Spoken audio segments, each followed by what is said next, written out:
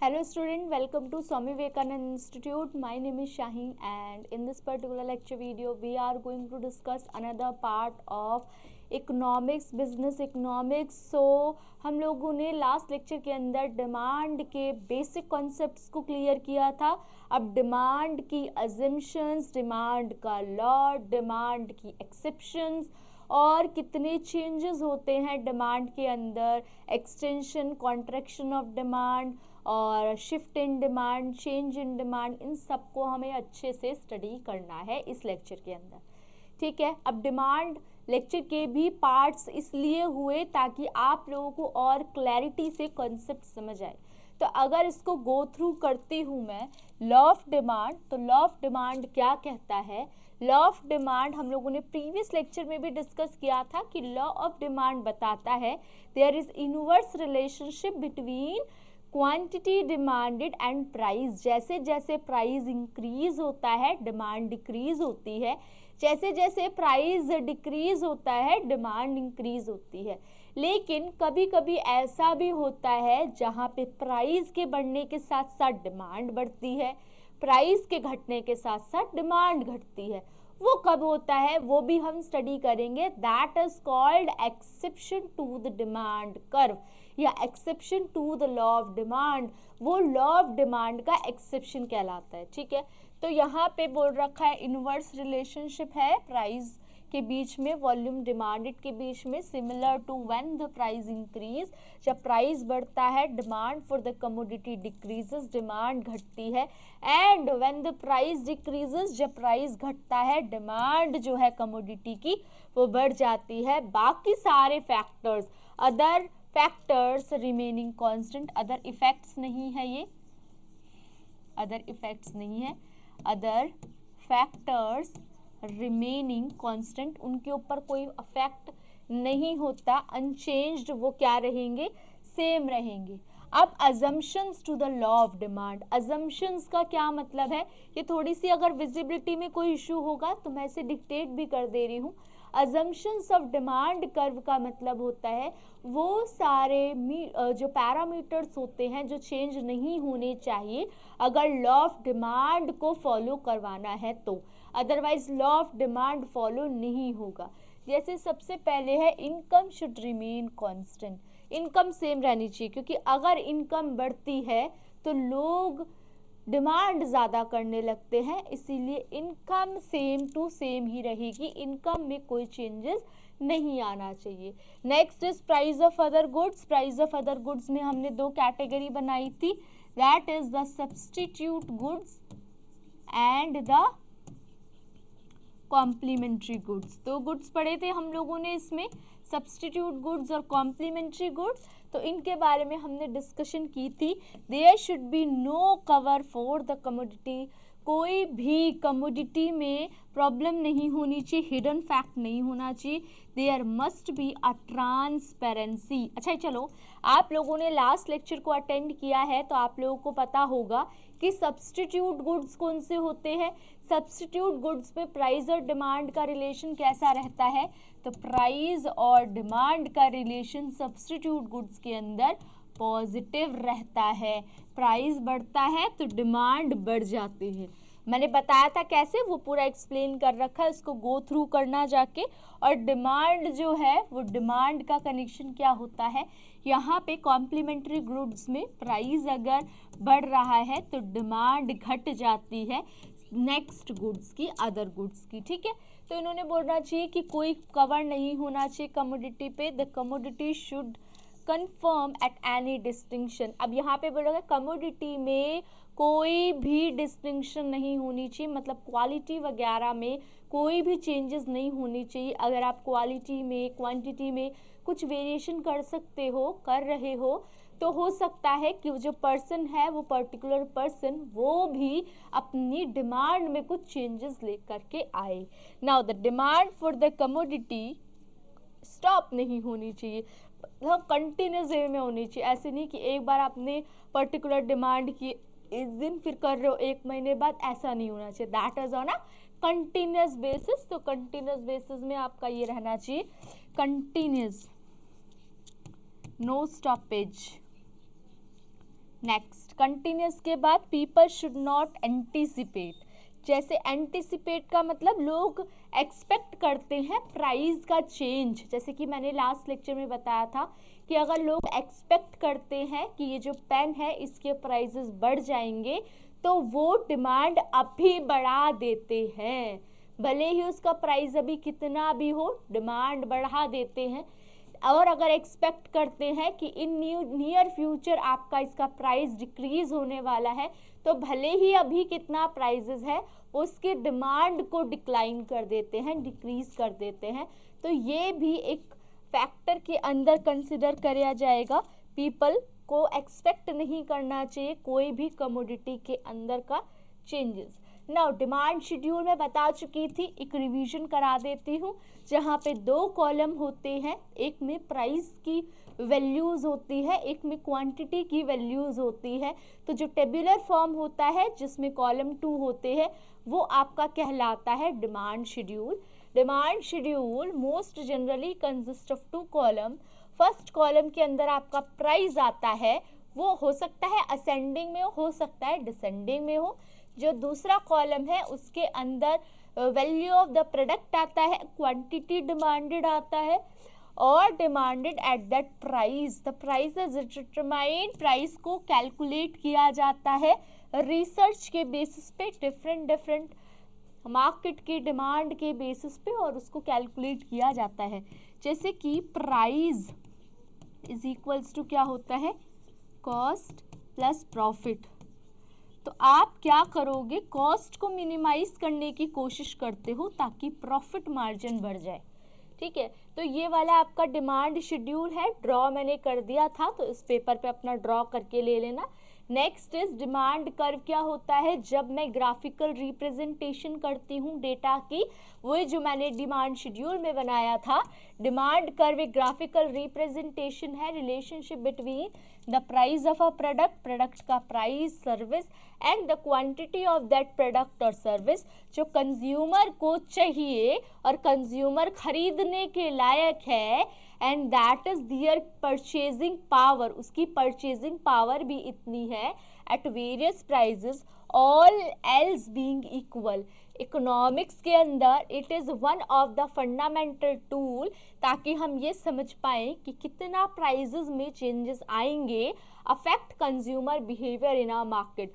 Prices में changes आने की वजह से कंज्यूमर के ऊपर क्या इम्पैक्ट पड़ता है इसकी भी हम स्टडी करते हैं। डिमांड कर्व भी मैंने आपको लास्ट क्लास में बताया था तो वहाँ से उसको गो थ्रू कर सकते हो। Next is changes in demand. Demand के अंदर चेंजेस आते हैं, वो भी आप लोगों के लिए इम्पॉर्टेंट है। ठीक है, तो अगर मैं डिमांड में चेंजेस की बात करूं तो 2 तरीके से डिमांड में चेंजेस आते हैं। एक तो होता है मूवमेंट अलोंग डिमांड कर्व, एक होता है शिफ्ट इन डिमांड कर्व। ठीक है, चेंजेस 2 तरीके के आते हैं, बता देती हूँ आपको। एक होता है मूवमेंट अलोंग डिमांड कर्व,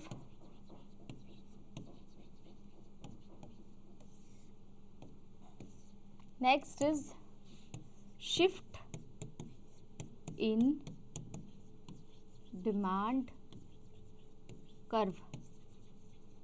तो मूवमेंट कब होगा, जब ग्राफ सेम रहता है, ग्राफ में कोई चेंजेस नहीं आते, ऊपर और नीचे मूवमेंट होती है।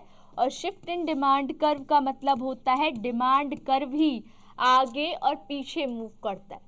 अब क्यों होता है ये, मूवमेंट कब होता है और शिफ्ट कब होता है?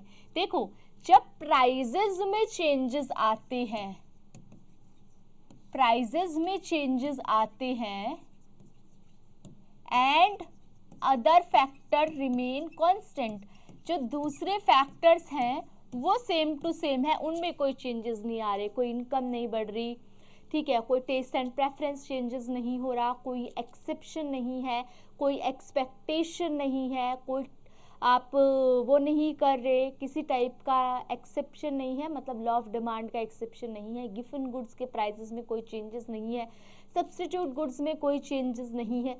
तो इस टाइप का अगर होता है तो वो कहलाता है आपका मूवमेंट अलोंग डिमांड कर्व। मतलब किस में चेंज हो रहा है, प्राइस में चेंज हो रहा है, बाकी सारे फैक्टर्स एज इट इज है। Next is shift in demand curve. Shift in demand curve कब होता है, व्हेन प्राइस रिमेन कांस्टेंट, जब प्राइस चेंज नहीं होते and other factors will change. Price constant है यहाँ पे और आपके अदर फैक्टर्स चेंज, दूसरे फैक्टर्स बदल रहे। नाउ डिमांड के जो चेंजेस होते हैं ये दो तरीके से होते हैं। एक होता है increase and decrease in demand curve. ये कहाँ होता है, शिफ्ट में। शिफ्ट के अंदर क्या सीखेंगे, दो part, increase in demand curve and decrease in demand curve. कैसे होता है अभी बात करते हैं। Next is movement along demand curve. दो होता है extension in demand curve and contraction in demand curve. दो तरीके से होता है, पूरा बता दिया मैंने। अब demand and extension and contraction in demand, read the following section ताकि आप ये समझ पाओ। तो सबसे पहले extension and contraction in demand curve की बात करते हैं, ठीक है। तो अब बनाते हैं आपका टेबल। अभी हमने बनाया था, शेड्यूल बनाया था प्राइस और क्वांटिटी के बीच में, 10, 20, 30, 40 प्राइजेस थे, 4, 3, 2, 1। जब प्राइस डिक्लाइन हो, जब प्राइस इंक्रीज होते हैं और क्वांटिटी डिक्लाइन होती है, that is called extension in demand curve. ठीक है बच्चों, कोई प्रॉब्लम तो नहीं है इसमें। नेक्स्ट, अगर आपका ये हो गया प्राइस, ये हो गया क्वांटिटी, ठीक है। Next is 40, 30, 20, 10, 1, 2, 3, 4। और प्राइस जब, क्वांटिटी जब बढ़ती है तो that is called contraction in demand curve. ठीक है, अब इसको बनाते हैं। चलो, यहाँ पे डिमांड कर्व कैसा था, 1, 2, 3, 4, यहाँ पे 10, then 20, then 30, then around 40। तो हमने ग्राफ किस तरीके से रिप्रेजेंट किया था, इसमें भी आप देख सकते हो सेम प्रोसीजर लगेगा, 10, 20, 30 एंड देन 40, 1, 2, 3 एंड देन 4। ये हो गया आपका 0, ये हो गई क्वांटिटी डिमांडेड, ये हो गई आपकी प्राइस। अब इसको रिप्रेजेंट करते हैं। जैसे सबसे पहले रिप्रेजेंटेशन का जो तरीका होता है दैट इज, अगर 10 यूनिट्स थी, 10 से शुरू किया हमने, 4 पहला पॉइंट बना ये। उसके बाद 20 के बाद जो नेक्स्ट 20 से था वो 20 का 3 था, देन 30 का 2 था, देन 40 का 1 था।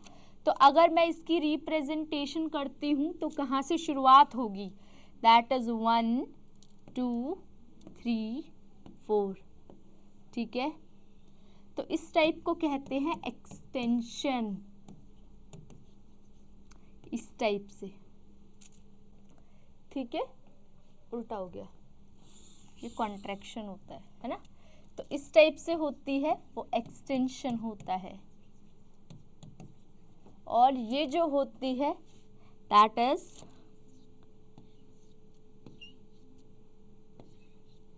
ये वाला जो ग्राफ बनता है, ये ऐसे नहीं बनेगा, स्ट्रेट लाइन ही बनेगा। तो ये जो ऊपर को होती है that is the contraction along the demand curve. तो ये किन किन फैक्टर्स की वजह से होती है, only and only price changes की वजह से। और जब प्राइस में कोई चेंजेस नहीं होते तो वो इंक्रीज और डिक्रीज इन डिमांड कर्व कहलाता है। इसको जल्दी से नोट कर लो और अच्छे से मुझे बताओ। अगर कोई भी डाउट हो तो कमेंट सेक्शन में मेंशन कर सकते हो आप right now. Okay done. Next, अब बात करते हैं चेंजेस इन डिमांड कर्व। एक सेकेंड, डिमांड कर्व रह गया, ठीक है, डिमांड शेड्यूल हो गया, एक और अभी पार्ट रह रहा है, चेंजेस इन डिमांड हमने पढ़ लिया, एक्सटेंशन,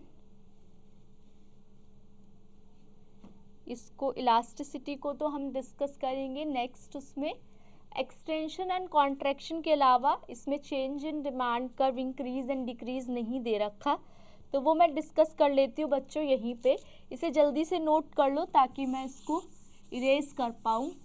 सारा कुछ हम इसी पे डिस्कस कर लेंगे, इंक्रीज एंड डिक्रीज वाला भी पार्ट, डिफरेंशिएशन वाला भी पार्ट, एंड देन फिर हम डिस्कस करेंगे इसके आगे वाले पॉइंट्स को भी, exception to the demand curve also, ठीक है।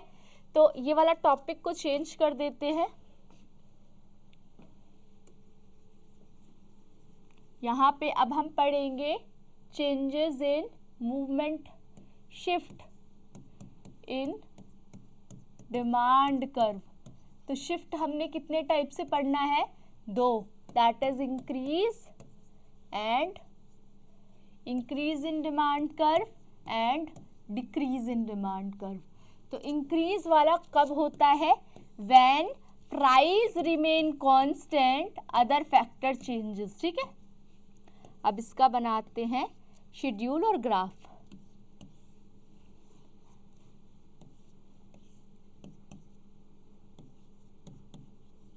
तो यहाँ पे प्राइस हमेशा सेम रहेगा, ठीक है, 5। तो क्वांटिटी क्या होगी? मान लो पहले 4 यूनिट्स थी, अब क्योंकि बढ़ रहा है तो अब 5 यूनिट्स करने लगे। मान लो सेम प्राइस सेम रहा, ठीक है, प्राइस सेम है 5 और क्वांटिटी डिमांडेड 1 2 3 4 5। तो 1 2 3 4 5, पहले 5 मतलब ग्राफ बनता था ऐसे, अब ग्राफ यहाँ पे लाई करने लगा है ऐसे। तो जब ये बढ़ जाएगा तो that is called the increase in demand curve, और जब ये घट जाएगा ये वाला पार्ट, ठीक है, प्राइस इसके अंदर भी सेम रह रहा है कॉन्सेप्ट के अंदर, that is price in quantity. यहाँ पे प्राइस 5 है, अब क्या हो रहा है 4 के बदले 3। तो यहाँ पे जो आप ग्राफ बनाओगे that is the quantity and that is the price. तो यहाँ पे जो फ्लक्चुएशंस आएंगी 1 2 3 4, देन 1 2 3, ये तो 5 ही मानते हैं ना, इसको तो सेम ही मान लेते हैं 5। तो यहाँ पे क्या हुआ, ये 5 ही है प्राइस, यहाँ पे 4 थी, पहले डिमांड कर्व यहाँ बन रहा था, अब डिमांड कर्व यहाँ शिफ्ट हो गया, that is called decrease in demand curve. अगर इनके बीच डिफरेंशिएशन की बात करती हूँ तो जो मूवमेंट अलोंग डिमांड कर्व और शिफ्ट इन डिमांड कर्व होते हैं, तो एक के अंदर तो मूवमेंट अलोंग डिमांड कर्व में प्राइस चेंज होता है, लेकिन शिफ्ट इन डिमांड कर्व में जो डिमांड कर्व है वो चेंज होता है, मतलब प्राइजेस इसके अंदर शिफ्ट वाले में चेंज नहीं होता। बाकी आप डिफरेंशिएशन के बेसिस पे इनके डिमांड शेड्यूल्स ऐड कर सकते हो, ग्राफ बना सकते हो, और जहाँ पे मैंने बोला है कि प्राइस कांस्टेंट रहता है शिफ्ट इन डिमांड कर्व में, प्राइस सेम रहा है, अदर फैक्टर्स चेंज हो रहे हैं, तो वो अदर फैक्टर्स कौन से हैं वो भी बता सकते हो आप। Other factors like taste and preference change हो रहा है, आप कुछ एक्सपेक्टेशन रख रहे हो, सब्स्टिट्यूट गुड्स में कोई चेंजेस हो रहा है, इनकम पर्सन की इंक्रीज हो रही है, ठीक है, तो ये वाले होते हैं अदर फैक्टर्स, ठीक है। इसको नोट कर लो बच्चों जल्दी से।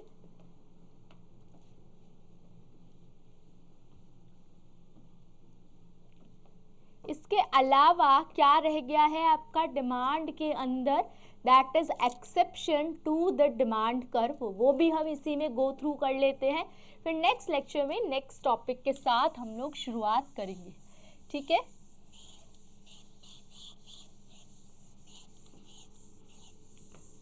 तो अब हम पढ़ेंगे कि कुछ ऐसे भी तरीके होते हैं, कुछ ऐसी भी चीज़ें होती हैं जहाँ पे लॉ ऑफ डिमांड काम नहीं करता, exception to the law of demand. Law of demand को फॉलो ना करने वाली चीज़ें वो कौन सी होती हैं? जैसे कि इनकम, सबसे पहला पॉइंट इनकम। जैसे कि इनकम अगर मेरी बढ़ जाती है तो प्राइजेस भले ही बढ़ गए हैं फिर भी मैं क्वांटिटी ज़्यादा खरीद सकती हूँ, ठीक है। अगर मेरी इनकम, तभी हम इनकम को किस में बांट रहे हैं? इनकम को डाल रहे हैं आपके अजम्पशंस के बेसिस पे, ठीक है। नेक्स्ट इज जो एक्सेप्शन को कंप्लीट करता है, दैट इज गिवन गुड्स और you can say the inferior goods. Inferior मतलब जो लो क्वालिटी के गुड्स होते हैं या सेकेंड हैंड गुड्स होते हैं, इनके प्राइजेस, जैसे कि मान लो बुक्स है, सेकेंड हैंड बुक्स हैं,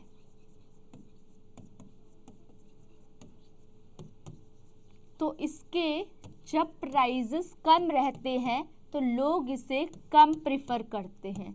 इसके प्राइजेस लो रहते हैं तो डिमांड भी इसकी लो रहती है, लेकिन जब इसके प्राइजेस बढ़ जाते हैं तो इनकी डिमांड भी बढ़ जाती है।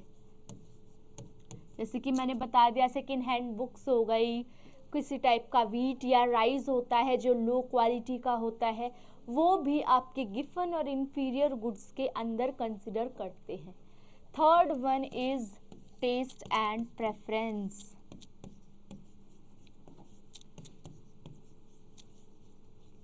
टेस्ट एंड प्रेफरेंस का क्या मतलब है कि अगर if I am addicted to a particular thing, जैसे कि कोई एक पर्टिकुलर पर्सन है वो किसी चीज़ के लिए एडिक्टेड है, तो उसके प्राइजेस बढ़ने की वजह से उसकी क्वांटिटी डिमांडेड पे कोई फर्क नहीं आता। वो जितना परचेज करता है उतना ही परचेज करेगा। प्राइस के घटने, प्राइस के इंक्रीज या डिक्रीज होने से उसको फर्क नहीं पड़ता। Next one is necessary goods, या आप बोल सकते हो नेसेसिटीज, नेसेसरी गुड्स। अब नेसेसरी गुड्स कौन से होते हैं? जैसे कि आपकी मेडिसिन है, सॉल्ट वगैरह है, तो इसका मतलब ये नहीं होता कि आप प्राइजेस बहुत पीक पॉइंट पे चले गए तो आप, अगर आपको मेडिसिन वगैरह की ज़रूरत है तो आप उसको ख़रीदना कम कर दोगे। तो यहाँ पे जो आपका लॉ ऑफ डिमांड है वो काम नहीं करता। तो जो नेसेसरी वाली गुड्स हैं वो भले ही पीक पॉइंट पे पहुँच जाएं, भले ही उनके प्राइजेस कितने भी हाई हो जाएं, तो उन केसेस के अंदर भी उनकी डिमांड क्या होती है? हाई ही रहती है, ठीक है। Next one is Veblen goods.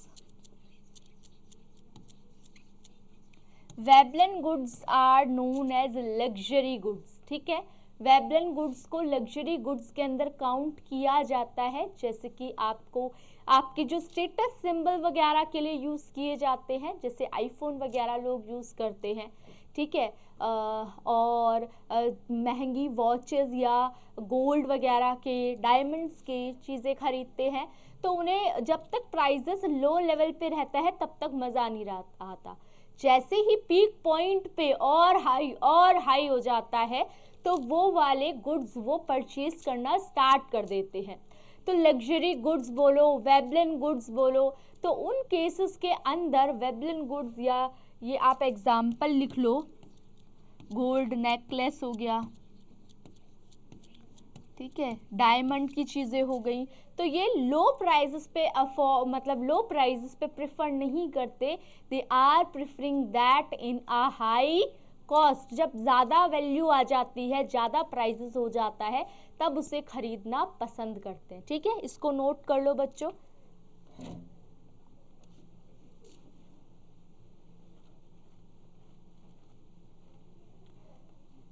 So hopefully आप लोगों को पूरा का पूरा कॉन्सेप्ट समझ आ गया होगा कि डिमांड को हमने किस तरीके से 2 लेक्चर्स में पूरी डिटेल में डिस्कस किया है। अगर आपका फिर भी कोई टाइप का डाउट रह गया हो तो आप लोग कमेंट सेक्शन में मेंशन कर सकते हैं, आपको उसका रिवर्ट मिल जाएगा टाइमली।